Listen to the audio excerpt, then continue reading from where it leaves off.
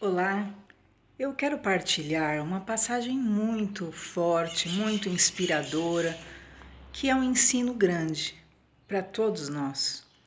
Para você que de repente está enfrentando uma grande batalha, uma grande luta e não sabe o que fazer, como agir. A você que tem sido refém há anos de uma grande batalha, uma grande dor e não consegue ver seu problema resolver. Eu quero mostrar para você o exemplo de um homem chamado Ezequias. Este homem era alguém que acreditava em Deus, alguém que até então buscou construir um altar com Deus, ou seja, ele buscou adorar a Deus, a ter Deus como único Senhor sobre si. E isso é fé, a fé no verdadeiro e único Deus. E todo aquele que crê no único Deus verdadeiro, Criador dos céus e da terra, ele tem acesso, sim, a todo o poder desse Deus, que é Criador, mas é Pai. E é essa fé que pode trazer, sim, o favor, a misericórdia do Senhor sobre as suas guerras. Esse rei Ezequias, ele enfrentou uma batalha muito grande.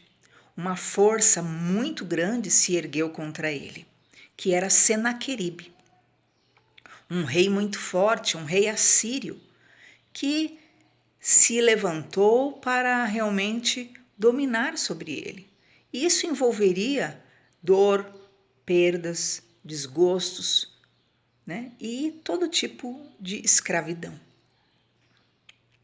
Mas, diante da ameaça, diante de toda a afronta que envolvia a força desse mal contra o rei Ezequias, ele tomou algumas atitudes que são importantíssimas e que você que me ouve precisa entender e tomar também na sua vida.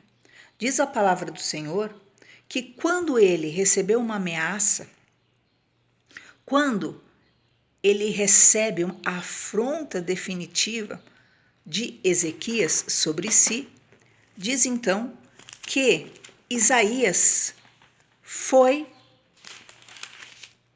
para a casa do Senhor. Diz de forma clara a Bíblia Sagrada, 2 Reis 19, 1. Quando o rei Ezequias ouviu a ameaça, rasgou as suas vestes, cobriu-se de pano e entrou na casa do Senhor. Esse versículo ele mostra o primeiro passo fundamental que é importante nós termos. Quando aquela notícia foi maior do que ele mesmo e além da sua capacidade, da sua força, do seu poder de resolução, ele fez o quê? Ele se humilhou. O que é rasgar as vestes, como diz aqui? Ele ouviu a notícia da afronta, ele ouviu a má notícia e ele rasgou as suas vestes. O rasgar as vestes é um sinal de humilhação, de você dizer: este problema está além da minha força, este problema está além da minha capacidade. Para resolver essa situação, independe do meu argumento, da minha capacidade, da minha sensibilidade ou inteligência. Isso é rasgar as vestes. E muitas vezes há pessoas que têm esse problema com a humildade de reconhecer que a solução está além de você. Não adianta você falar, não adianta você argumentar, não adianta você implorar, não adianta. Não resolve. Se não houver uma intervenção de Deus, não resolve. E isso significaria o quê? Dor, tristeza, sujeição à dor, à angústia, à escuridão. E Isaías era o profeta da época, mas o rei Ezequias, ele no seu coração, diz a palavra de Deus, se humilha e fala: Deus, esse problema é maior que eu. E ele faz o quê? Ele vai para a casa do Senhor. Querido, eu quero chamar a sua atenção para essa grande graça que todo ser humano tem, de ter acesso à casa do Senhor. Há muitos que deixam a casa de Deus e aí acabam dizendo: a minha vida é um grande sofrimento. A minha vida, né, eu não tenho vitórias, eu não tenho soluções, ou eu não tenho alegrias. Querido, em nome de Jesus, conheça a sua humildade, conheça a sua limitação, conheça aquilo que é realmente quem você é como ser humano, quão limitado é. E mantenha, sim, o sentimento de busca a Deus, a submissão de estar na casa do Senhor, buscando o favor divino. Porque quando você vai à casa de Deus, você está dizendo o que, Senhor? Eu dependo do teu favor, eu dependo da tua fidelidade, eu dependo da tua misericórdia, eu dependo da tua graça. Não é que você é perfeito, por isso você vai na casa de Deus. Não tem absolutamente nada a ver. Muitas pessoas querem impor isso, né, sobre os demais. Ah, você não é perfeito, você não é santo, você não é isso e aquilo, e ficar indo na igreja. Queridos, a igreja é a casa de Deus. E ali realmente é o lugar aonde do altar sairão sempre palavras do Senhor, que são águas purificadoras que saem do altar para purificar. Então, aquele que deixa de frequentar uma igreja por causa dos seus atos, por causa das suas lutas, a possibilidade dele viver o quê? Uma mudança, viver o quê? Uma libertação, é bem menor do que aquele que está ali, com todos os seus erros ou falhas, mas buscando no altar uma melhora de vida, a compaixão de cada dia do Senhor e a misericórdia do Altíssimo. Então, Ezequias teve essa atitude de se levantar e ir à casa do Senhor. Ah, pastora, mas e eu que vou à casa de Deus, nunca deixei de ir e, no entanto, o meu problema não se resolve. Mas você vai ver que Ezequias não ficou só nesse status de ir à casa do Senhor. Ele fez mais. Diz então que quando ele vai à casa do Senhor, a ameaça aumentou, parece que a luta estava pior. Diz então que o rei Ezequias se ergue e começa a afrontar muito mais e começa a desafiar a fé dele, dizer que não adianta ele buscar a Deus, dizer que não adianta ele recorrer, que já está tudo resolvido, que ia ser realmente um grande mal, que sobre Judá ia vir mesmo só tristeza, só derrota, só fracasso. E diz então que o rei Ezequias faz uma segunda coisa. Diz a palavra do Senhor que ele busca o quê? O profeta. Então, diz assim, 2 Reis 19, 5. Então vieram, pois, os servos do rei Ezequias a Isaías. 19, 5. Então, a segunda coisa que o rei Ezequias faz é levar a sua causa diante do profeta, né? Então aumentou a guerra, aumentou o problema, não era só estar na igreja, na casa do Senhor. Agora ele pega a sua causa, que ele já levou até o templo, mas agora ele leva até o profeta do Senhor. E ele coloca ali diante daquele homem de Deus a sua luta. Então há pessoas que precisam desse segundo passo, partilhar a sua luta, o seu combate. O que vai acontecer? Significa que instantaneamente seu problema vai se resolver? Não. Mas o fato de você partilhar, né, a sua guerra, o que vai acontecer? O que aconteceu? Isaías então dá uma palavra para o profeta.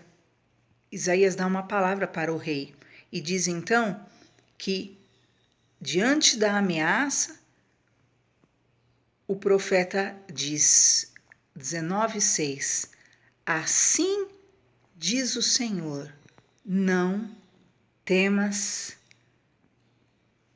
pelas palavras que ouvistes, as quais blasfemaram os servos do rei da Assíria.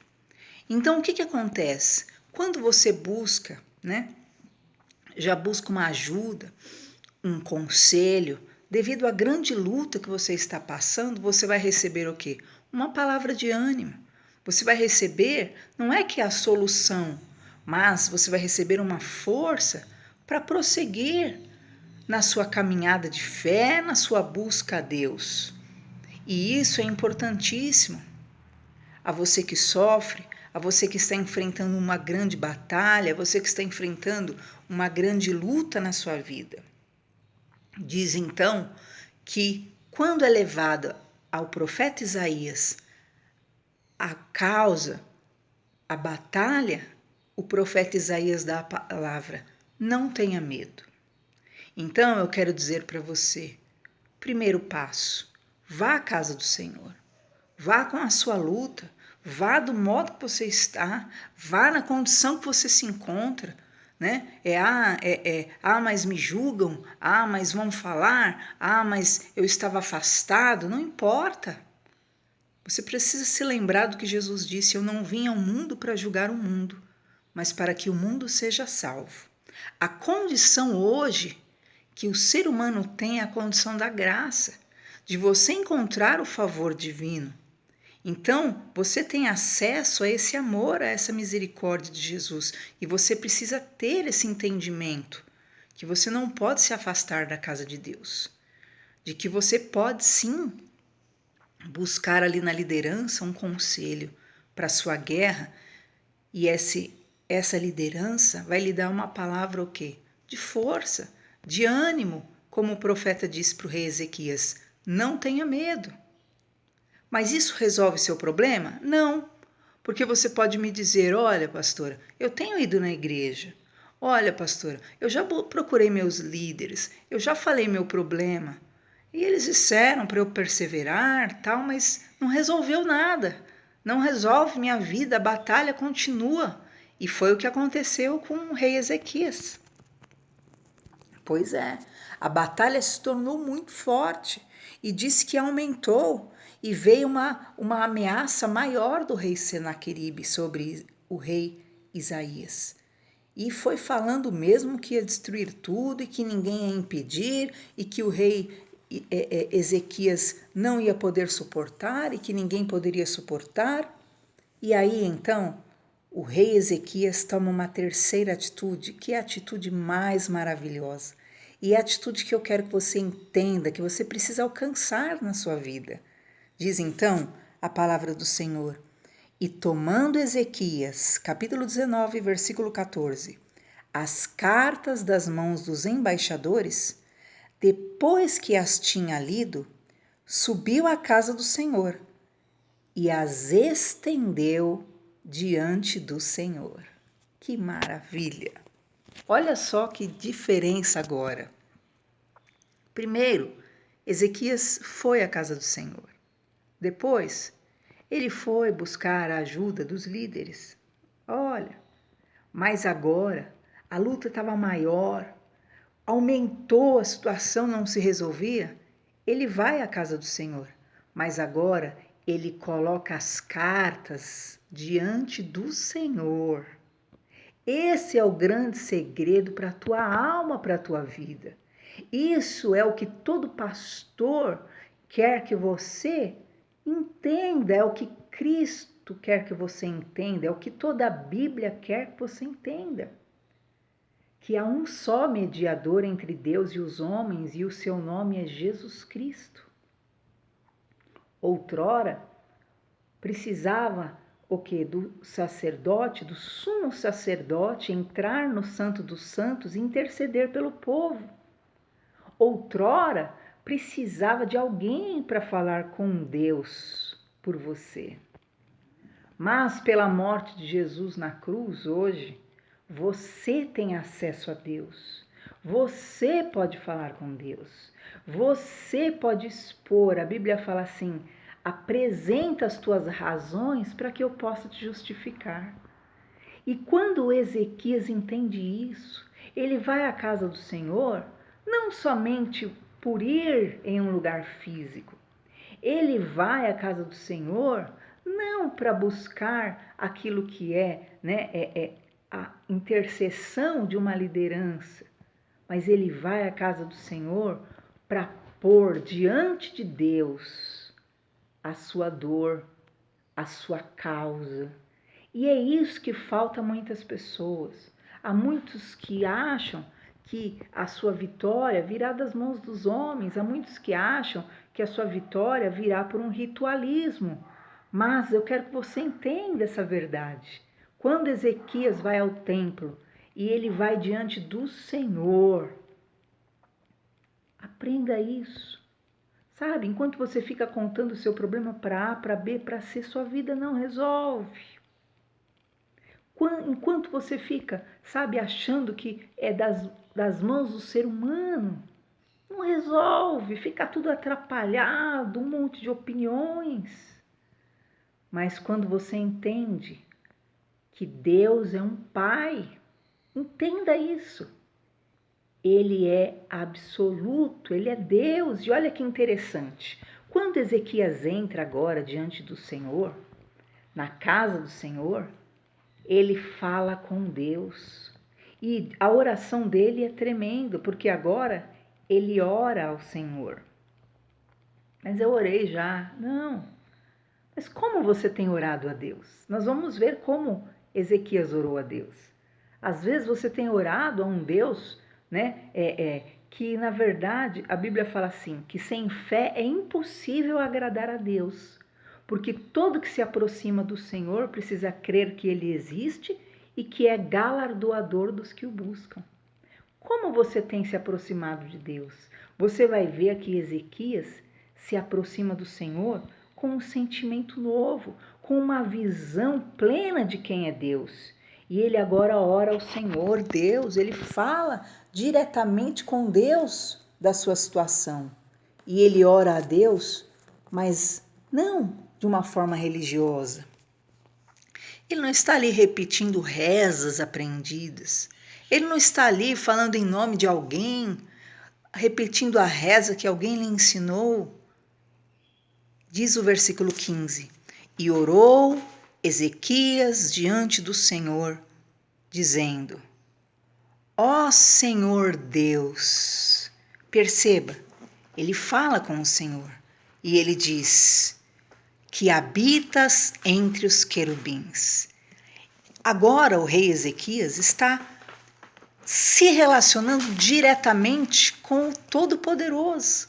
Ele sabe que é aquele que habita acima das maiores alturas e acima dos maiores poderes e acima de toda circunstância celestial e terrena.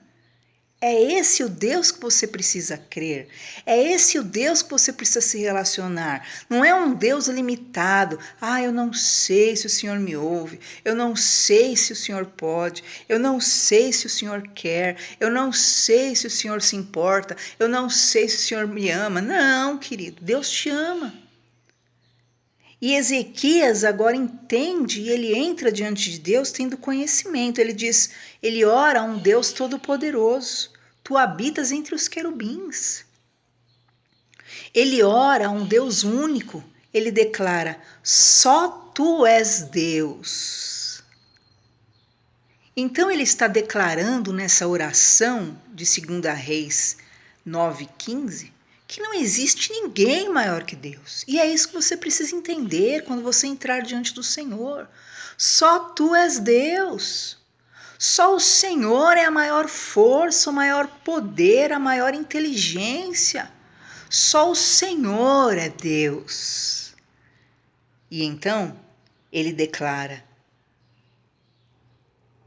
e ora a um Deus que tem domínio sobre todos. Ele fala, tu és o Deus de todos os reinos da terra.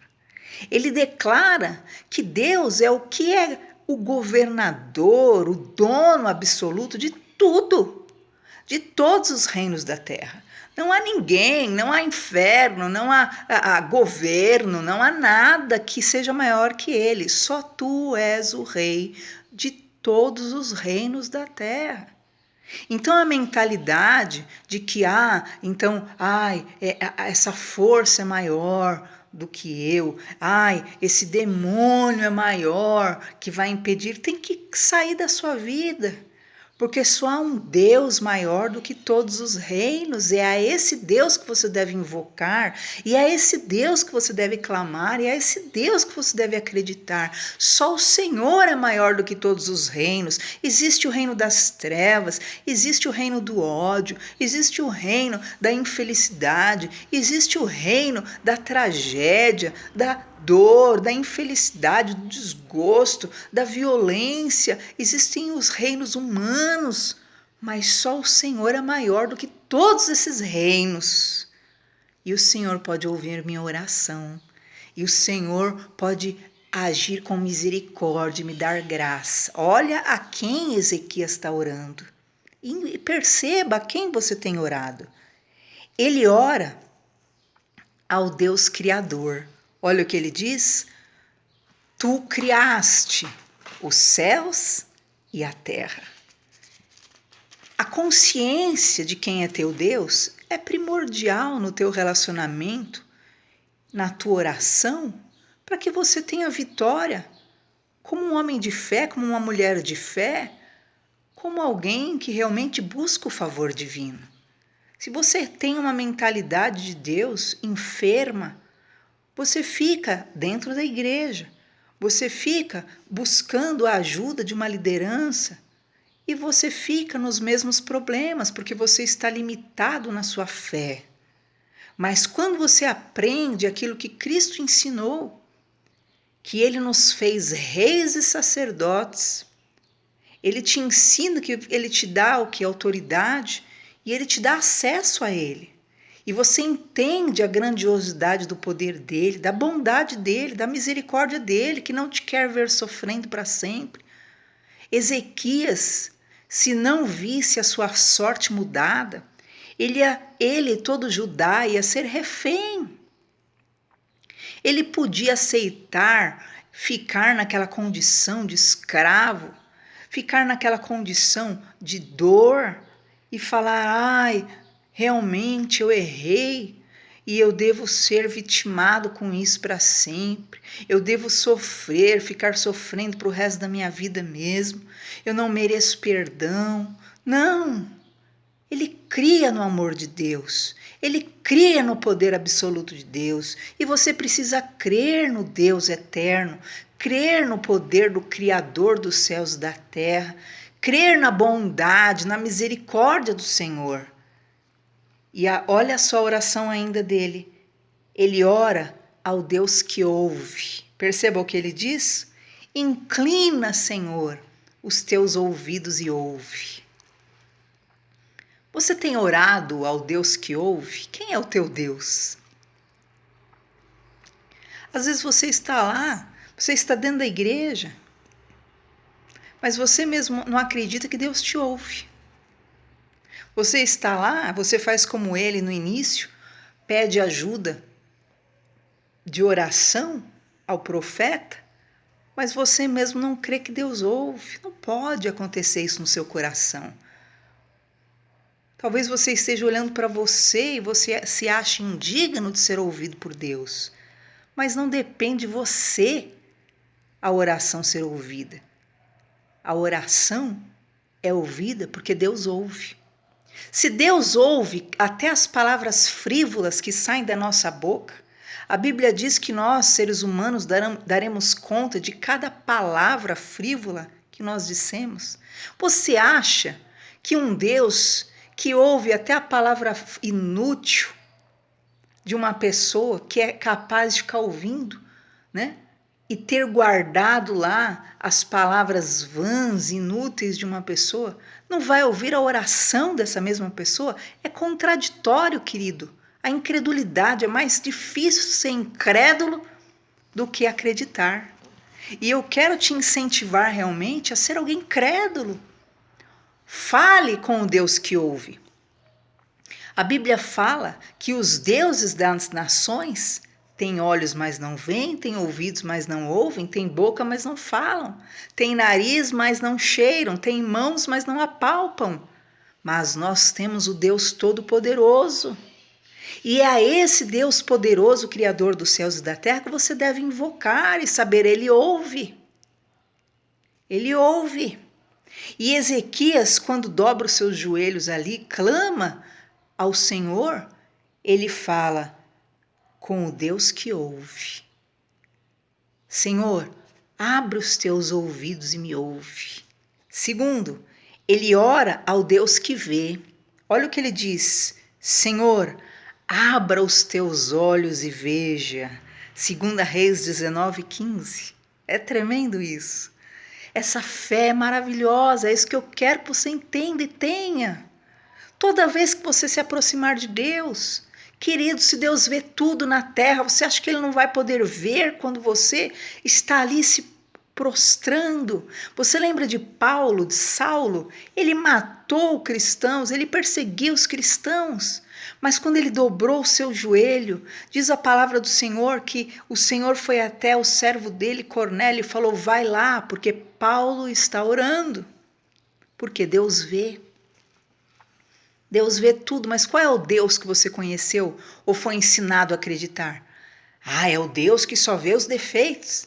É o Deus que fica procurando motivo para te incriminar? Não precisa procurar motivo, todo mundo sabe, você sabe. Ele não procura motivo para te matar, para te condenar. Ele já deu mais de 1000 provas e o motivo de que ele te ama, e ele busca motivos para te salvar, para te ajudar. Bem sei eu os planos que tenho a respeito de vós, são pensamentos de paz, e não para vos dar o fim que pensais. E às vezes você tem uma mentalidade, um ensino religioso que coloca na tua mente, porque Deus fica procurando razão para acabar comigo. Está repreendido isso da tua vida. Deus tudo vê. E assim como ele vê, se você se curvar, estiver procurando o favor divino, estiver procurando a graça divina, estiver procurando a misericórdia divina, e Ezequias orou ao Deus que tudo vê. E é esse Deus que eu quero que você ore. E ao Deus que te vê, ao Deus que conhece a tua guerra, e diz ainda, ele orou ao Deus sábio que tudo analisa. Perceba que ele diz, ouça a palavra deles que disseram, ouça, Senhor. E ele ora ao Deus que pensa. Seu Deus não pensa?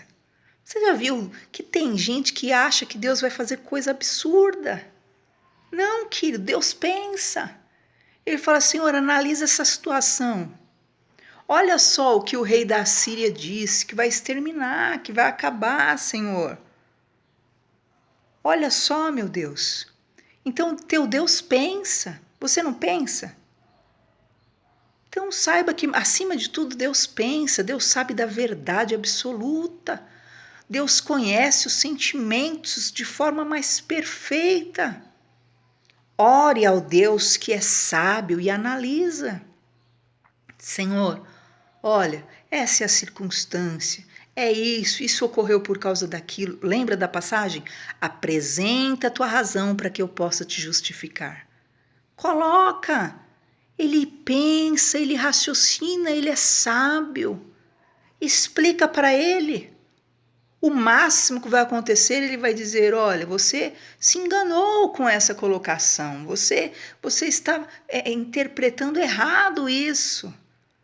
Mas ele, como um bom pai, vai amar a sua expressão, a sua sinceridade. E é esse o Deus que você precisa conhecer e buscar. Diz mais, que ele expõe a sua causa. Ele clama salvação. Ele suplica o favor e a vitória de Deus. Esse foi o rei Ezequias. E é tremendo o que acontece, queridos, quando nós temos a atitude certa para com o Senhor. E eu quero que você busque isso. Talvez você esteja indo à igreja há anos. Talvez você esteja também buscando favor em pessoas há anos. Mas sua vida não resolve. Porque você precisa conhecer e se relacionar com o seu Deus. E sabe o que aconteceu? Quando ele se relaciona e ele tem essa fé genuína no Deus verdadeiro, no Deus que tudo ouve, no Deus que tudo vê, no Deus que pensa, no Deus que tem a capacidade de analisar a circunstância. Esse é o Deus criador dos céus e da terra, o Deus que conhece a verdade absoluta, o coração. Quantas vezes você pode passar por uma situação de escuridão, né? Que você pensa, acabou tudo, né? Não há saída, como ele, né? Rasgou as vestes e foi para a casa do Senhor. Não depende de mim resolver essa situação. Se o Senhor não ajudar, meu Pai, eu estou condicionado a viver uma situação de dor para sempre. Se o Senhor não solucionar, eu estou condicionado a viver essa perda, esse desgosto para sempre, esses dias de cinzas para sempre. Você pode se sujeitar a isso, como ele, o rei Ezequias, podia se sujeitar e acreditar que ele seria refém daquela situação para sempre. Mas ele ousou fazer a parte dele, lutar e buscar a vontade de Deus. Senhor, que seja feita a sua vontade, mas a situação é essa, é essa. E sabe o que aconteceu? Quando ele tem essa atitude para com Deus, ele obteve a resposta do Senhor. Primeiro, ele obteve a resposta no presente. Segundo, ele recebeu de Deus promessas para o futuro. E terceiro, ele recebeu a solução imediata. Quando você alcança o coração de Deus, quando você realmente entra, não no templo simplesmente, você vai não no intuito de alcançar o favor de alguém humano, mas quando você entra diante do Senhor, de forma aberta, simples e real, você também alcança a solução.